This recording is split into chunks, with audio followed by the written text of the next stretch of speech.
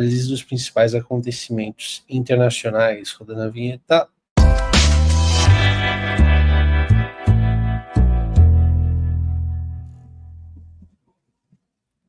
Rodando a vinheta e já adicionando ao palco o professor Legendre Miran.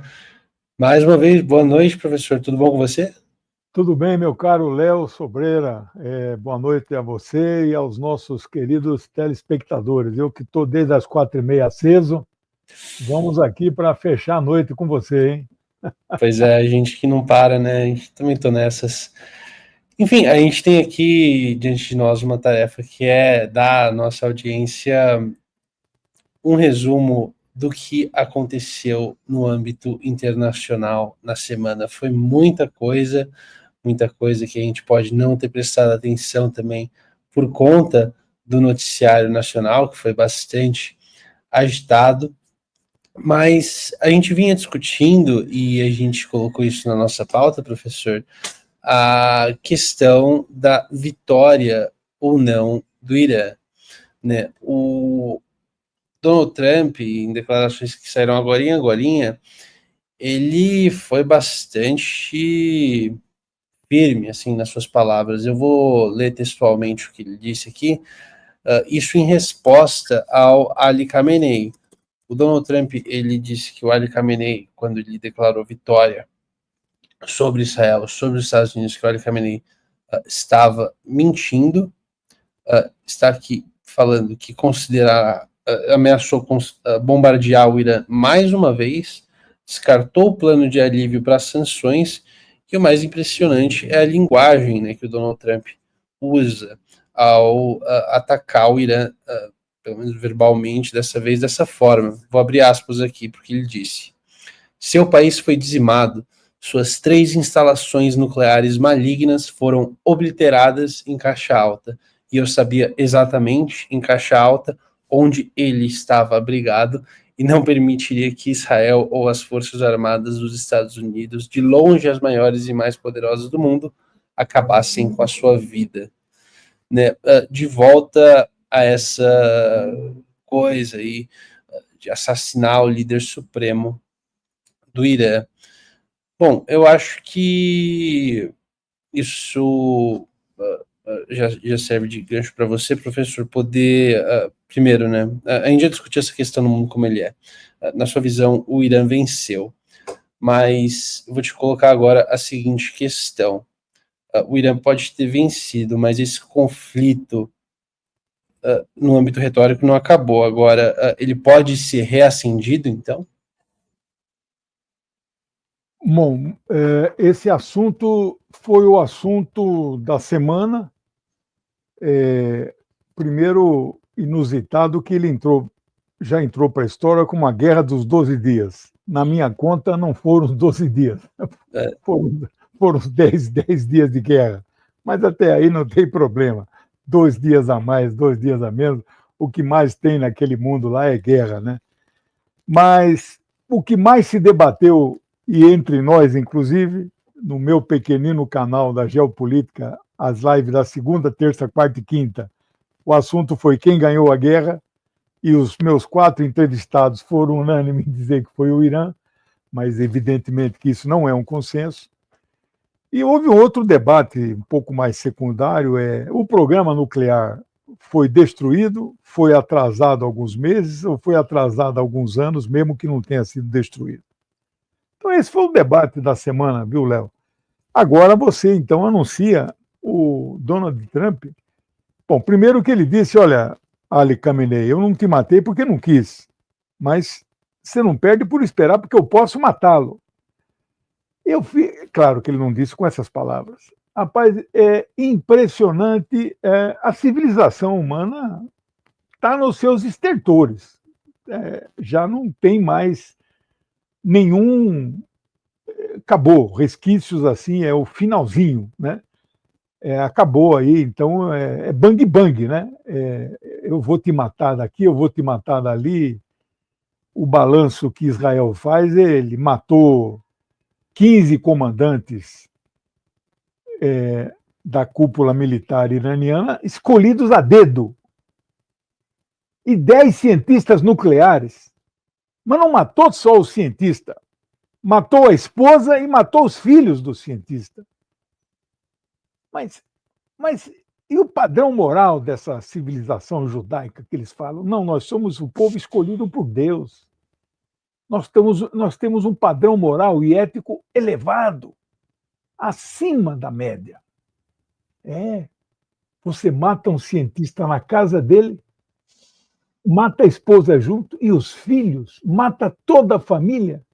Teve um cientista que perdeu 13 familiares. Tinha tio, tinha primo.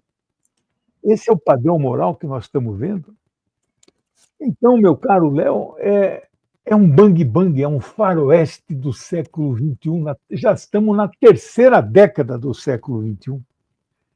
Foram 2000 anos que se passaram dessa cronologia, infelizmente não é científica, é uma cronologia religiosa, cristã, mas é a que nós temos, adotada por, acho que 90% dos países, né? E foi o assunto da semana. Eu não vou aqui entrar, vocês sabem minha opinião, eu todo dia, 6h30 da manhã, estou lá no Bom Dia. A minha opinião é, evidentemente, que militarmente o Irã venceu. Quem pediu o cessar-fogo foi Israel. A manchete, nesse momento, do Russia Today, nós aqui, eu não sou jornalista, nem você, mas nós somos uma empresa de jornalismo, né? Olha a manchete do Russia Today nesse momento, que fica naquele tijolão lá em cima. Irã, 2 pontos. Abre aspas. Israel não teve outra escolha senão correr para o papai para evitar ser esmagado. Quem é o papai? É o papai Trump, meu amigo. Se o papai não entrasse na guerra, os caras não teriam nem mais mísseis para abastecer o tal do Iron Dome, que fica soltando aquele monte de mísseis. Eles soltam 20 para tentar acertar um. Mas de onde vem esses 20? Quem é que fabrica? Israel não fabrica esses mísseis. Mas o Iron Dome é um dos 4, 5 sistemas antimísseis. Tem o Arrow, que é o Flecha 1 e 2. Tem o Funda de Davi. Tem o Rafael System. Tem vários. O Rafael é um sistema de mísseis que cada míssil custa $2 milhões. Quem que abastece isso? Nós ainda não sabemos o custo desses 12 dias de guerra, ou 10 que seja. Para Israel é um rombo no orçamento, é uma fortuna uma guerra dessa. E aí nós temos que ainda avaliar nos próximos dias, semana que vem vai ser o assunto, o impacto, não na economia, na política interna israelense, dessa derrota, que ele evidentemente não reconhece como derrota. O governo Netanyahu canta como uma vitória. Vitória! Atrasamos o programa em vários anos. Eles não falam que destruíram o programa. Isso eles não reconhecem. Seria por demais, né? Porque aí é mentira descarada. Mas... Pode... o que eu queria, só para concluir, o impacto, tem 15.500, 16 mil famílias desabrigadas ou com suas casas e apartamentos inteiramente destruídas ou parcialmente destruídas. Elas estão nas ruas, desabrigadas. Pô, isso aí tem um impacto na opinião pública, né? E as pessoas começam a se perguntar, Netanyahu, o que nós ganhamos com esse ataque ao Irã? 200 jatos na madrugada do dia 13 alçaram o voo. Isso tem um custo fantástico a hora de um jato desse. Eles não têm autonomia para chegar até lá. Tem que ser reabastecido no ar, senão não tem combustível, eles caem na volta. O piloto não morre porque ele salta de paraquedas ejetado. Mas e o custo do F-35? 2 foram abatidos. As pessoas não acreditam, mas nós vimos imagens dele na terra, a fuselagem. Né? Nunca um F-35 antes tinha caído. Então, o impacto disso na política interna vai ter reflexo. E aí nós vamos entrar daqui a pouco num assunto que está correlacionado, que é o cessar-fogo em Gaza, porque é o que está na pauta do dia. Então, já se fala em Israel num desgaste tão grande que o Netanyahu teria que, então, fazer uma convocação das eleições antecipada. O mandato dele são 4 anos, é parlamentarismo, eles têm mandato de 4 anos, mas pode ser antecipado. Então, o desgaste é muito grande, né? Esses são alguns comentários iniciais, mas se você tem mais questões, porque eu também posso falar mais coisas sobre o Irã, se você quiser. Então, vamos persistir um pouco aqui na pauta do Irã, porque é o seguinte, ontem teve uma declaração inédita ainda, que eu vou passar para o pessoal da redação, porque a gente não publicou ainda, foi o seguinte, o chanceler iraniano, o Abbas Araghchi, ele disse o seguinte, que as instalações nucleares do Irã, na verdade, sofreram, aqui seria a tradução, um dano sério, né? Ele disse aqui, eu vou traduzir para o inglês, então, por isso a lentidão ao ler. Atualmente, especialistas da energia, da Agência de Energia Atômica Internacional do Irã estão conduzindo uma pesquisa detalhada sobre os danos. Os danos foram sérios. Ele disse isso.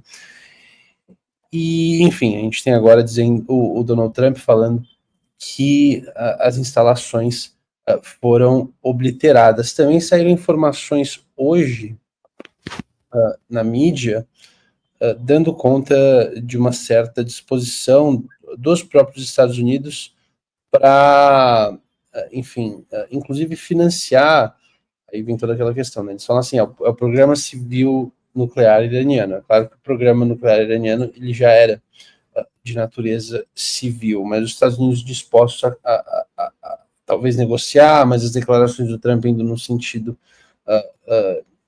pelo menos, de confrontação, e ao mesmo tempo uma admissão agora por parte do próprio Irã de que talvez os danos foram grandes de fato. Diante disso, o futuro do programa nuclear iraniano, né, você vinha mencionando aí todos os cientistas que foram assassinados também, existe alguma forma agora de o Irã conseguir manter esse programa de pé? Sem dúvida. Bom, primeiro que essa informação aí, eu não sei que nível que tem essa autoridade que deu essa informação, eu também vi, né? Era uma informação contraditória, porque a maior parte das informações que eu li durante a semana que não relata danos em profundidade, porque exatamente estas 3 usinas nucleares onde são feito o enriquecimento, entendam bem, os reatores, eles funcionam com urânio. Urânio é um mineral que está aí. Você vai, minera, pega urânio, mas o urânio não gera energia a pé, o mineral em si. Ele precisa ser desenvolvido, ele precisa ser enriquecido. E ele só é enriquecido com as chamadas centrífugas. Então, não são todas as... Às vezes você tem uma central nuclear onde o urânio já chega ali enriquecido, obrigado, já chega enriquecido, né? Mas ele é enriquecido em um outro lugar onde estão as centrífugas. Essas 3 tinham as centrífugas. Nem Israel admite que destruiu as centrífugas. Aí aparece essa informação, Léo, acho que tem contradição. Bom, por que eu não acredito em danos profundos? Estou usando o termo profundo porque a usina fica a 90 metros abaixo. A bomba MOP, que é uma sigla inglesa, bomba destruidora de bunkers, ela pesa 13 mil quilos, 13 toneladas, foram lançadas 6 em cada uma das 3 usinas. Para que ela destruísse inteirinho, tinham que cair no mesmo buraco. Ela não explode a hora que entra em contato com a Terra. Ela vai penetrando e só explode, ela só consegue penetrar 60 metros. Lá embaixo ela explode, mas a usina está a 90. Ah, professor, mas pode danificar, né? Só que não é 60 metros de rocha. Eles fizeram camadas de laje. O que é laje? Que a minha casa tem 2 níveis de laje. Eu estou aqui no subsolo, digamos, onde está a minha vasta biblioteca. Laje é aqueles ferros entrelaçados e aí joga aquele concreto armado, que é cimento com pedrinhas. Esse é laje. 3 níveis de laje, né? Bom, mas para destruir tudo isso, tinham que, no mesmo buraco da primeira bomba, cair uma segunda bomba, disparada de um avião a 10 mil metros de altura, acertar no mesmo buraco. Eu não sei, estatística não era o meu forte na faculdade, a gente tem que dominar um pouco, senão você não é um bom sociólogo. Mas é 1 bilhão. Então, Pois é. não conseguiram destruir as usinas. A entrada e a saída das usinas foram destruídas. Mas isso você arruma, são túneis, né, que vão descendo, né? O programa iraniano está em reconstrução acelerado. E os estimados 400 quilos de urânio e plutônio já enriquecido já não estavam em nenhuma dessas 3 usinas. Foram retirados e não se sabe aonde estão estes materiais radioativos. Aonde está o Wally? Conhece aquele joguinho? A minha filha tinha aquele joguinho. Aonde está o Wally? Aonde está esse plutônio? Ninguém sabe, só o Irã sabe, né? E é interessante você observar a própria declaração, né? Porque a declaração ela pode ser justamente para confundir um pouco, né? Pode, claro. De um oficial. A gente pode ter uma declaração que é o seguinte: as instalações nucleares foram destruídas, mas isso não significa você dizer também, mesmo admitindo que isso possa ter acontecido, que o material nuclear, que é o que de fato importa, foi destruído, não é? Então a gente tem que sempre interpretar essas coisas de cara assim com um pouco de cuidado, né? Eu imagino que seja um pouco por aí em relação ao programa nuclear do Irã, é bastante incerto mesmo. Eu queria, assim, meio que para fechar esse assunto, uma análise, não é uma notícia. O presidente da agência atômica, para eu não falar o nome inteiro, é um argentino chamado Rafael Grossi. É um agente dos Estados Unidos. É um homem do império. Ele forneceu para Israel o endereço de moradia e o endereço de trabalho de todos os cientistas nucleares que foram assassinados. Professor, o senhor tem prova disso? Não. Prova. Eu não tenho, mas eu acuso. Je accuse, como disse Émile Zola no século XIX, naquele famoso caso Dreyfus, né, que é um caso de antissemitismo famoso no exército francês, né? Bom, ele está sob escrutínio, ele está sob investigação. O Irã vai abrir uma investigação internacional e, não sei os mecanismos, o Irã aprovou no seu parlamento por unanimidade. Unanimidade. Sabe que seria como o Brasil, assim, 513 deputados votarem iguaizinho, sem nenhuma dissidência. O afastamento da agência atômica. Não só. Sair do Tratado de Não Proliferação, TNP. Sair aí é abandonar. O parlamento tem esse poder. Porque, como entrou, é uma decisão do parlamento, sair também é. Agora, a agência atômica é um órgão da estrutura das nações. O tratado, não.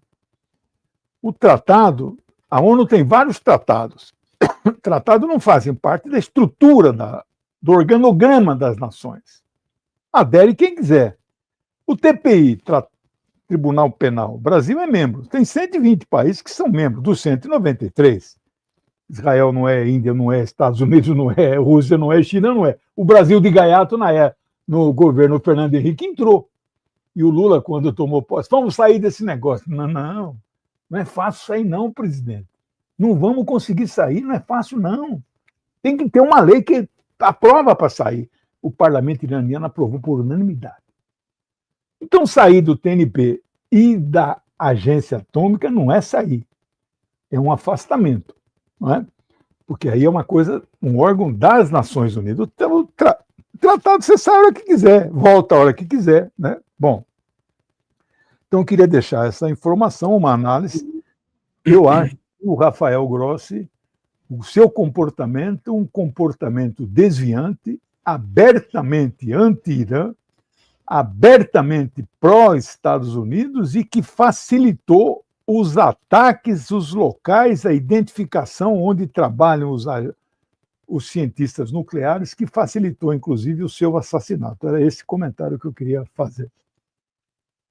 Muito bom ter as suas análises, professor Lejane. O pessoal também elogiando bastante. Obrigado. Mas já para passar aqui para a nossa próxima pauta que está em questão, principalmente hoje, depois da declaração mais recente do presidente Donald Trump sobre a faixa de Gaza, ele dizendo o seguinte: bom, inexplicavelmente, que a gente vem acompanhando o noticiário, a gente não vem recebendo notícias referentes a isso, mas o Trump disse que um cessar-fogo na faixa de Gaza é possível em uma semana.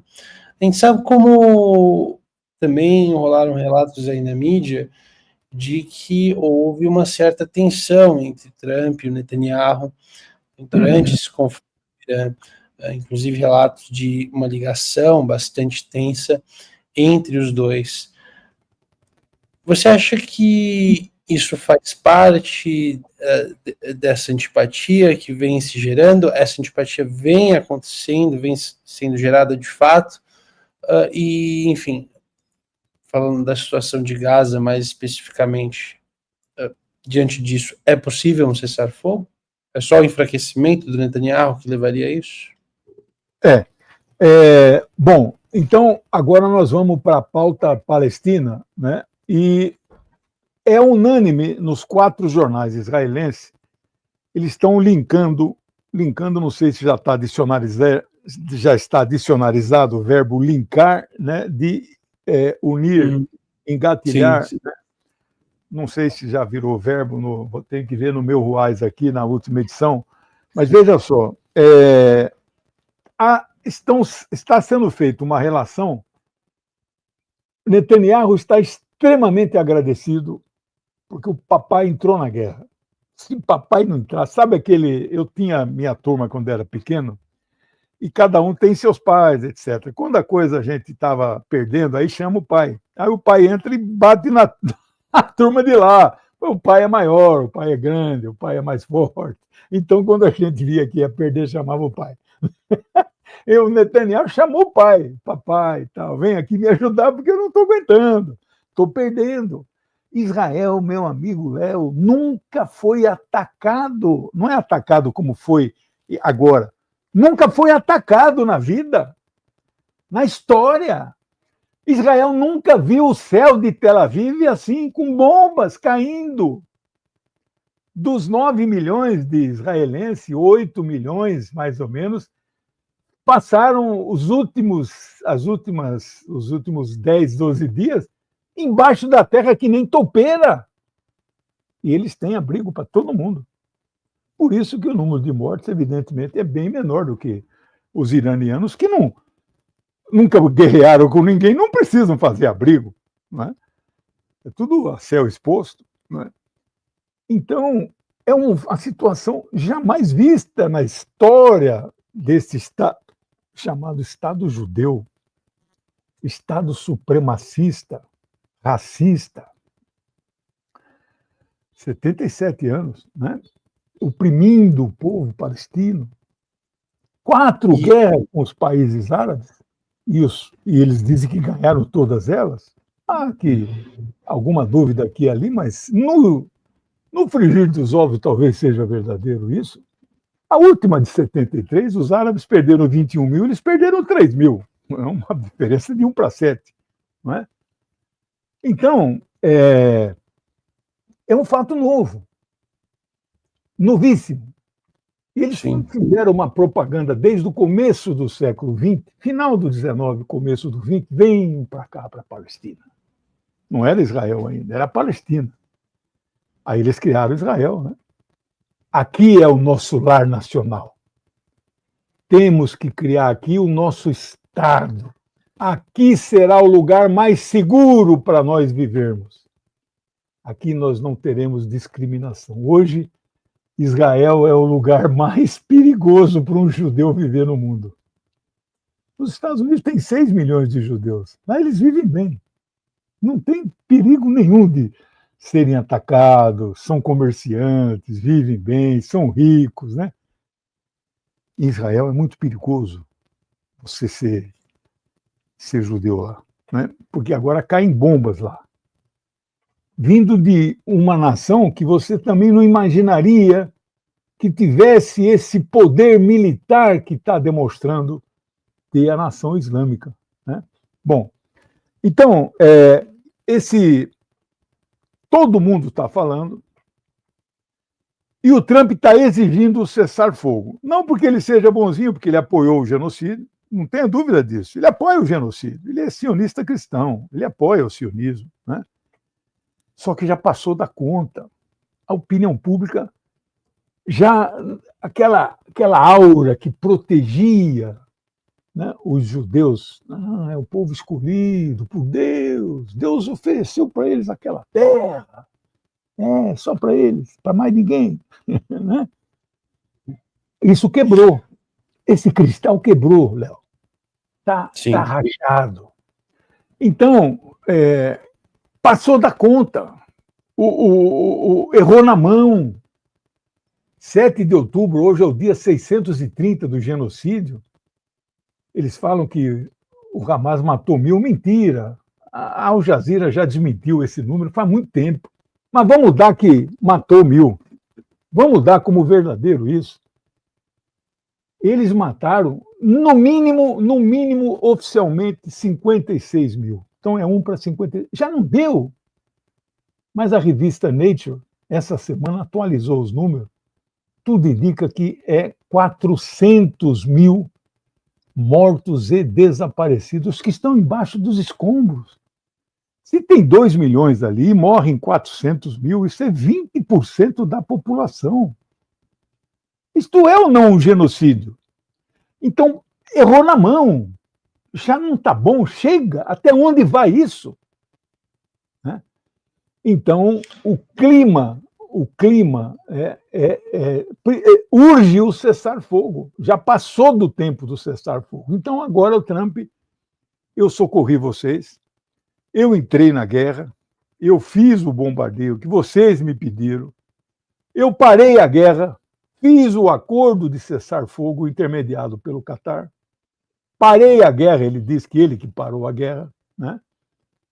E agora eu quero que vocês parem. Então, o clima, aparentemente, está propício para o cessar-fogo lá na Palestina. Como será, nós ainda não sabemos.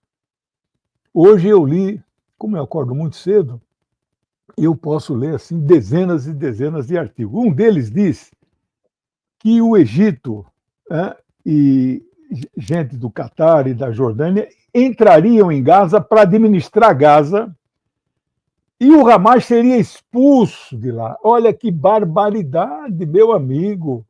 Você expulsar a liderança da terra, do local, enraizado ali há décadas, se não séculos, né, que eles moram ali, para trocar essas pessoas por gente que vem de fora para administrar aquela região.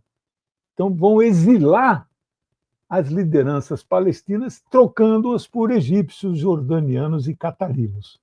Uma barbaridade. Essa é uma proposta que não tem a menor possibilidade de passar. Mas papel aceita tudo. Então, de qualquer maneira, o Netanyahu está entrando nessa. Ele sabe que não dá mais para continuar esta guerra. E finalizo aqui. Se você tiver alguma questão, a gente discute. Mas a segunda questão é: vai ter a presença militar israelense no território de Gaza? Não. As propostas voltam até aquela de julho do ano passado, formulada pelo próprio Biden, que estava em andamento, né, mas que não foi implementada a segunda fase, né, só a primeira, que tem que desocupar, pode até ser forças de paz da ONU, os capacetes azuis, mas Israel não pode ficar naquele território de Gaza. É isso.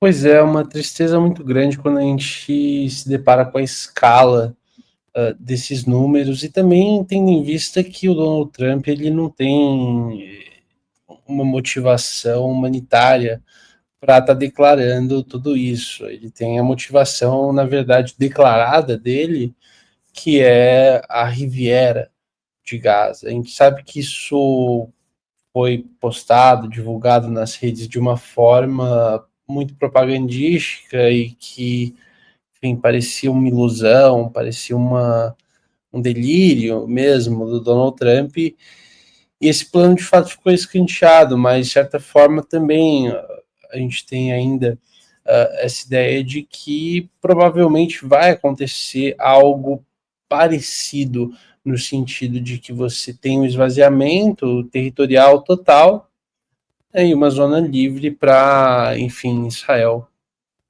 poder fazer o que bem entende. O que vem me chamando a atenção, e hoje isso foi incluído na nossa pauta, se não me engano, saiu a notícia hoje ou ontem, as coisas vão se perdendo um pouco, do primeiro ministro, na verdade é o primeiro ministro de governo, que se chama, na Espanha, não é? Pedro Sánchez, mais uma vez falando aí do genocídio. Isso já vem sendo observado faz algum tempo, professor, o fato de lideranças europeias, né, estarem pressionando aí agora Israel. A minha questão é a seguinte, claro, existe essa pressão no âmbito discursivo, isso tudo contribui. Agora, o apoio efetivo a Israel, se a gente chegar a um ponto ao qual Israel chegou agora, por exemplo, Israel, de acordo com as palavras do Ali Khamenei, teve prestes a colapsar, teria colapsado se não fosse a intervenção dos Estados Unidos. Bom, a gente pode ter uma situação onde Israel se torna tão impopular no próprio mundo ocidental que, enfim, se vê completamente isolado, né? Porque quem vai se associar a isso, né? O que eu quero colocar aqui é uma questão basicamente a seguinte: talvez no futuro a gente não enxergue Israel como a gente enxergava a África do Sul do apartheid ou até a Alemanha nazista? Eu gostaria muito, mas nós estamos ainda distante, viu, Léo, desse momento histórico. Quando os Estados Unidos romperam com a África do Sul, eu não lembro o ano exato, e aí foi aquela reação em cadeia, né? O mundo inteiro começou a romper, né? Não vejo hoje a menor possibilidade disso acontecer. Estados Unidos e Israel são, assim, irmãos siameses, né? Então eu não vejo. Existe um movimento mundial chamado BDS, Boicote, Desinvestimento e Sanções. Não tem força no mundo. Quem é que boicota? Qual foi o único país do mundo que rompeu relações diplomáticas com Israel nesses 630 dias de genocídio? Colômbia. Que dignidade, que força. E o Petro não é um homem tão à esquerda como o presidente Lula é. Lula é mais à esquerda. Sim. Nós não rompemos e não vamos romper. Então, eu queria muito isso, mas nós estamos distantes, né? Não vamos perder de vista aqui uma pergunta que está na tela, eu queria responder, se ainda existe a Elizabeth Coutinho, 6774, eu queria responder. O duro é responder isso em 5 minutos, viu? Porque eu conheço, ela é da OEDP? Eu conheço em profundidade, a minha maior especialidade é o Oriente Médio, e dentro do Oriente Médio é a história da Palestina. Eu tenho 3 livros. Ela pergunta aqui se existe a OLP ainda na Palestina. Mas eu quero responder. Mas você mencionou o Pedro Sanches, e na preparação da nossa pauta, o Pedro Sanches está sendo um incômodo ali. Ele é do Partido Socialista Operário Espanhol, que não é nem socialista e não é nem tão operário mais, né? Ele já é um partido mais de centro, centro-esquerda, e não é mais de esquerda como já foi no passado, né? Mas ele está me surpreendendo positivamente, né? Ele resistiu a esse negócio de... O Trump exigiu que todos os membros da OTAN aplicassem, nos próximos, até 2035, aplicassem 5% do PIB em despesa militar. Meu amigo, você sabe o que significa 5% do PIB alemão em armas? O Japão, por exemplo, que não é da OTAN, o Japão aplica 1% do PIB. Se for passar para 5%, você imagina 5% do PIB japonês, que é o terceiro do mundo. A Alemanha é o quarto. Eu tenho aqui a ordem dos... Mas é terceiro e quarto. Não é? A Espanha falou, não, eu não quero. Não vou aplicar. Como a decisão é por unanimidade, 32, ia dar 31, não sei se estavam os 32 presentes, mas se a Espanha votasse contra, não passaria essa emenda. Eles fizeram um jeito, ela falou, Espanha, vota a favor para constar na ata, mas você então não está desautorizado a aplicar. Então ele ganhou o direito de não aplicar. E aí eu comentei com você, tem vídeo circulando por aí, quando faz aquela foto final de todos os presidentes, não é presidente, chefe de Estado e chefe de governo, né? Que é ora presidente ou é primeiro-ministro. Quando bate a foto dos 32, ele saiu do lugar dele, ficou de lado e se recusou, não sei se já chegou no seu zap essas imagens, o Pedro Sanches se recusou a ser fotografado com aquela turma lá da OTAN, meu amigo. E o Trump com aquela cara brabo assim, e eu acho que o Trump ficou com vontade de sair também. Ele não vê a hora de cair fora da OTAN. Porque esse negócio de proteger a Europa, isso é um problema de vocês, né? Mas ele ficou lá, o Trump não saiu do lugar dele. Então eu queria fazer esse comentário aqui. Mas olha, eu não queria perder essa oportunidade. A OLP é a maior organização de libertação fundada em 1964 e que Yasser Arafat assumiu a presidência 2, 3 anos depois. Ele estava no Congresso de Fundação, mas ele não foi o primeiro presidente. Os países árabes colocaram um advogado palestino, Ahmad Shukeri, moderado, para tentar controlar a OLP. Aí, quando o Arafat assume o comando, ela vira uma organização revolucionária armada, né? Faz sequestra avião, nenhuma pessoa morre, eles sequestram os aviões, descem todos os passageiros no deserto e explodem os aviões. Essas aí são operações assim para chamar a atenção ao mundo da causa palestina, né? Bom, a OLP, Organização de Libertação da Palestina, é um guarda-chuva, onde estão todas as organizações, partidos políticos do povo palestino, a Unipalestina, os estudantes, a Central Sindical Palestina. Eu já fui no congresso da Central Sindical deles, eu já fui várias vezes para a Palestina. Todos os partidos políticos, o Partido Comunista, o Partido da Frente Popular, a Frente Democrática, não sei o quê, todos estão lá. Só tem um partido político que não está no OLP, o Hamas. A última vez que eu estive na Palestina, eu perguntei para o secretário-geral da OLP, mas e o Hamas não vai entrar? Ele falou, nós queremos que o Hamas entre. O Hamas é bem-vindo. Mas o Hamas é um partido religioso. A OLP é laica. Olha a habilidade do cara para dizer, se eles são religiosos, eles não vão poder entrar, né? Porque eles são um partido religioso, como o Hezbollah é um partido religioso também, né? O Hamas defende uma Palestina islâmica, igual o Irã. O Hezbollah não defende isso no Líbano, porque o Hezbollah sabe... Pode falar. Eu queria ter essa oportunidade de discutir sobre esses partidos islâmicos com você, professor, com certeza tem um conhecimento muito grande sobre isso. é o seguinte, o Líbano, em particular, que também está na nossa pauta, a gente sabe que o Líbano vem sendo alvo constante de violações do cessar-fogo por Israel. Israel viola esse cessar-fogo quase que diariamente, bombardeando o sul do Líbano.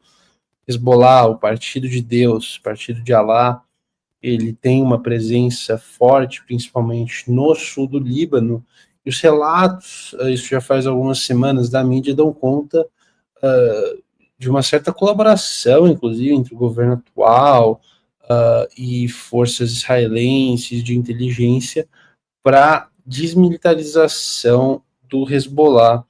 Bom, assim como você fez uma explicação sobre a OLP, um aspecto que me chama bastante atenção do Líbano como sociedade e do Hezbollah, e isso que eu queria entender de você, se é isso mesmo, é o seguinte: a gente sabe que o Líbano não tem um exército, forças armadas constituídas, e que o Hezbollah funciona dessa forma. Eu queria entender, até de uma perspectiva de classes, no caso, a composição da sociedade do Líbano, porque o Hezbollah é um grupo islâmico xiita, islamista xiita. Se os xiitas, tradicionalmente no Líbano, eles são, de certa forma, o grupo social, não quero dizer minoritário, mas o grupo social rejeitado, integram o Hezbollah, e isso acaba se misturando com esse aspecto da fé militante.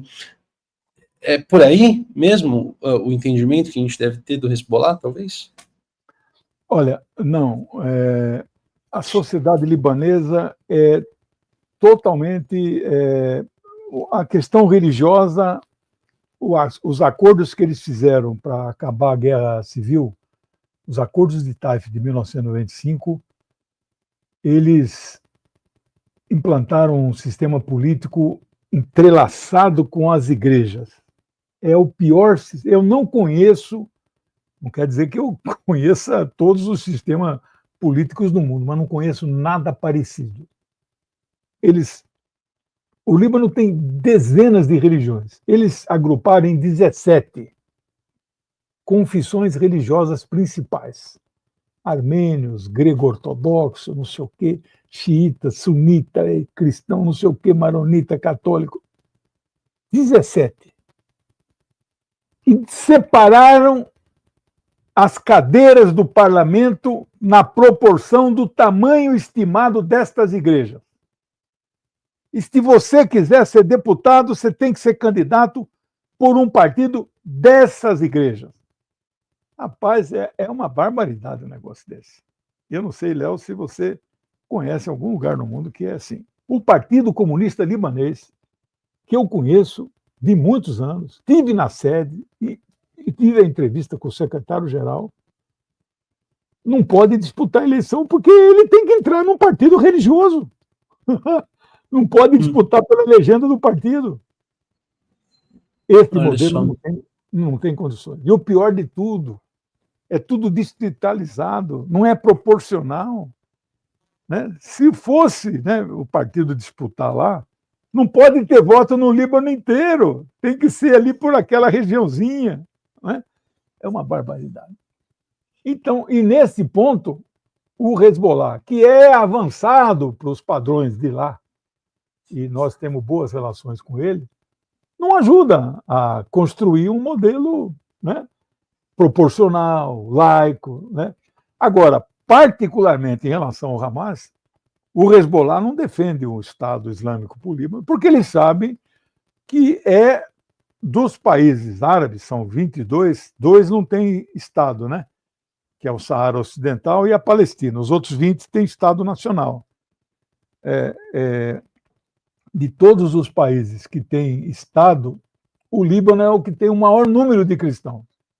30%, um terço da população libanesa é cristã. Eles não vão propor um Estado islâmico teocrático como é no Irã, em hipótese nenhuma. Né? Bom, falando em Hezbollah, eu queria dar a notícia aqui, ó, que eu mandei para você. Uhum.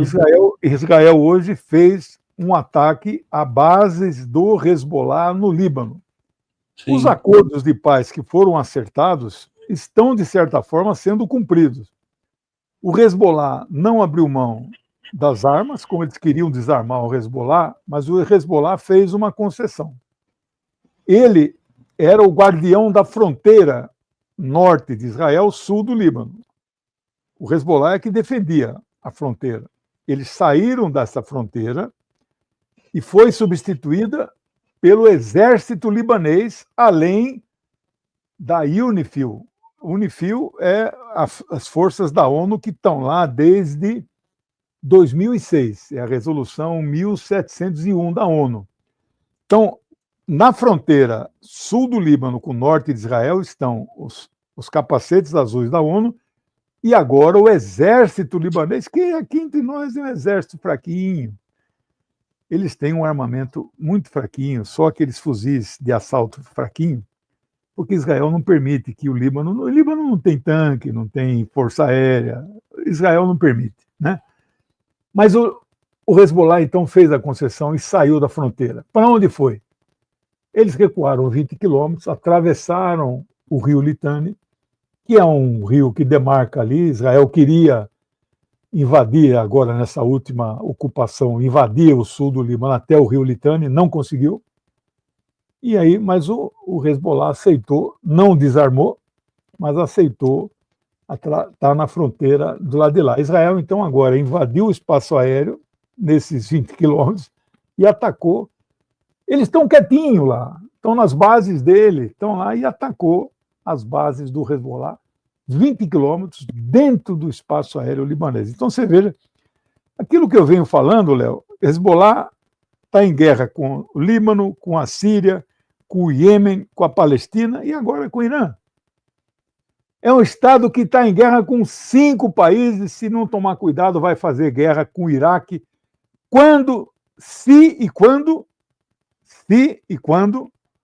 porque ainda não tem, o Iraque conseguir a sua soberania aérea. O Iraque não tem a soberania aérea. Boa parte dos ataques ao Irã saem decolados daquela base militar que está dentro do Iraque, e quem controla o espaço aéreo iraquiano é ainda os Estados Unidos, né? Então esse é o cenário aí envolvendo o Líbano, e esse é o meu comentário também. Muito boa análise, professor. Bom, a gente já vem encaminhando para o final do nosso programa de hoje, e também na nossa pauta a gente tinha discutido a questão interna dos Estados Unidos. Sabe que lá, claro, o sistema de pesos e contrapesos persiste, porém a gente vê diariamente uma batalha, né, do judiciário dos Estados Unidos. Aqui no caso, hoje, olha o que aconteceu. A Suprema Corte dos Estados Unidos, limitando o poder de juízes federais, juízes estaduais, para bloquear as ordens de Trump no caso da cidadania por nascença. Eu queria colocar que essa questão da cidadania parece que tem uma importância tão grande para o Donald Trump e enfim, se puder comentar um pouco dessa questão da batalha judicial também. Então, eu queria explicar aqui, muita gente não sabe, os tipos de nacionalidade, não é? Que ali nos Estados Unidos você tem um reconhecimento. Se você nasce nos Estados Unidos, eles chamam de nacionalidade por nascimento. Tem um termo em latim agora que me fugiu o termo, né? Bastou que você nasça naquele país, você adquire a nacionalidade, né? O Trump não se conforma com isso, não é? Então, ele defende a nacionalidade por sangue. A nacionalidade por sangue, por exemplo, a Itália, você sabe que no Brasil, se você tem pai, avô, bisavô, isso aí, se você prova essa descendência, você consegue a cidadania. Você pode nascer na Itália, mas se você não tem pai, o Japão é assim também. Então é o problema do sangue. Jus, sangue, tem lá um termo latino. Sim. Bom, mas aí um artigo recente tratando disso, no caso da Zambélia, Jus. O importante é quem nos ouve não é gravar o nome latino. O importante é entender os dois tipos de nacionalidade. Um é por nascimento no local do território, outro é por consanguinidade.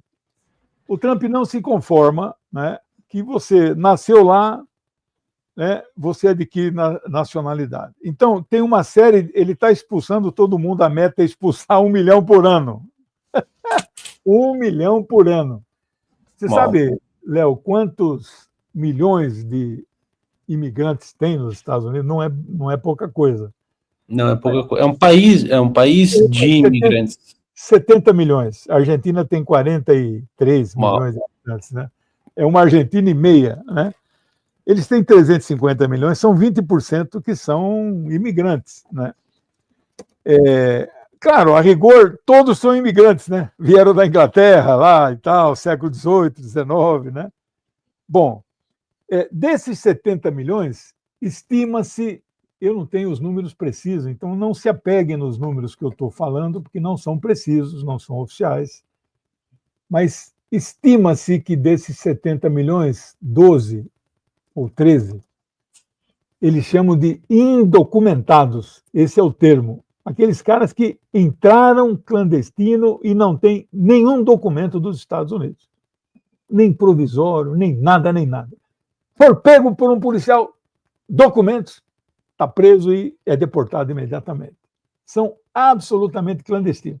Esses caras são a maioria dos trabalhadores, dos piores tipos de trabalho, lavadores de latrina e carregadores de saco, são os trabalhos mais degradantes, são esses. Né? Não tem nenhum tipo de direito, registro, né?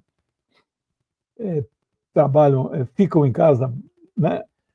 Trabalho, casa, e são assim, vivem em pânico de serem parados na rua, né? Igual o pânico que eu comecei a militância em 75, a gente tinha um pânico de ser parado na rua.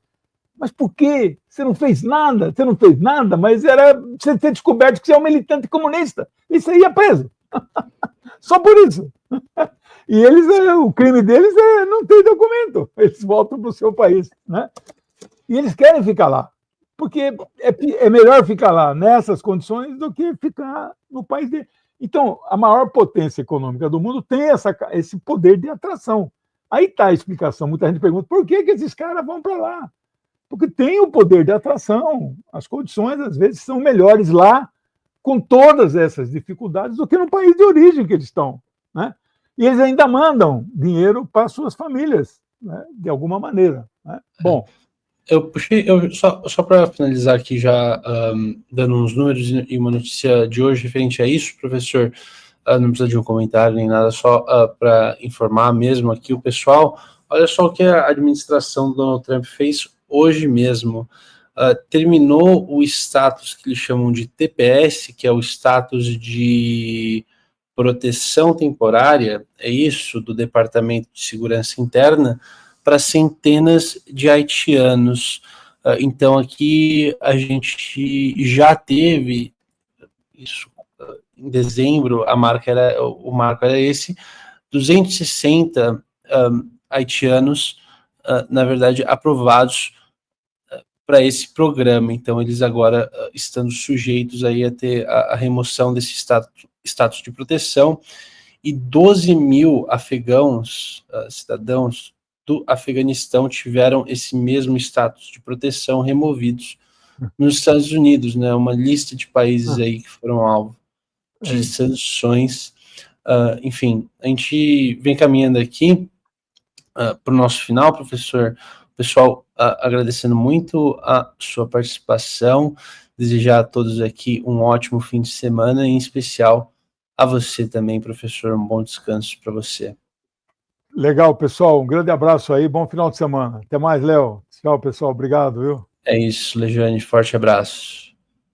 Opa, fiquei pequenininho aqui na tela, mas é isso, pessoal, finalizando aqui boa noite 247, mais uma vez, aquela coisa, né? Às vezes a gente fica caçando a vinheta para encerrar devidamente, mas mais uma vez um prazer apresentar o programa e tê-los aqui acompanhando mais uma vez. A gente se vê aí na próxima semana. Tchau, tchau.